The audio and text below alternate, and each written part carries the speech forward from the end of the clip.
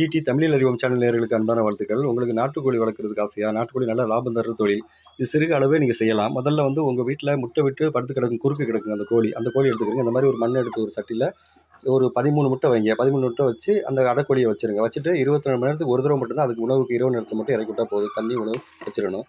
வச்சுட்டா 20 நாளையில குஞ்சு பொரிக்கும். இந்த முட்டைகள் வந்து இந்த மாரி 20 நாள் ஆனதுக்கப்புறம் இந்த மாரி குஞ்சுகள் ஒண்ணு ஒண்ணா வர ஆரம்பிச்சுரும். பெரும்பாலும் நீங்க வந்து ஃப்ரிட்ஜில எடுத்து வைக்காத முட்டைய வந்து டைரக்ட்டா கோழிகள் இடுற முட்டைய எடுத்து வச்சா தான் உடனே நல்லா தெளிவா பொரிக்கும். ஃப்ரிட்ஜுக்குள்ள எடுத்து வைக்கிற முட்டைகளா இருந்தா, அது குஞ்சு அந்த முட்டைகள் வந்து வெளிய வரும்போது அந்த குஞ்சு வந்து ஒரு சுறுசுறுப்பா இல்லாமயே வரும். வந்துட்டு அப்புறம் அந்த கோழிகள அத மிதிக்கும்போது அந்த கோழிகளோட மிதினால அந்த குஞ்சுகள் வந்து செத்துரும். அதனால பெரும்பாலும் புது முட்டைய எடுத்து வைங்க. அதுதான் நல்லா உடனே பொரிக்கும். 19 நாள்லயே கூட சில நேரங்கள்ல பொரிச்சிரும் அந்த மாரி புது முட்டை வச்சா. இந்த மாரி நல்ல சுத்தமான தெளிவான முட்டை, புது முட்டைய வச்சோமாக்கும் இந்த மாரி ஆரோக்கியமா இருக்கும் குஞ்சுகள் வந்து.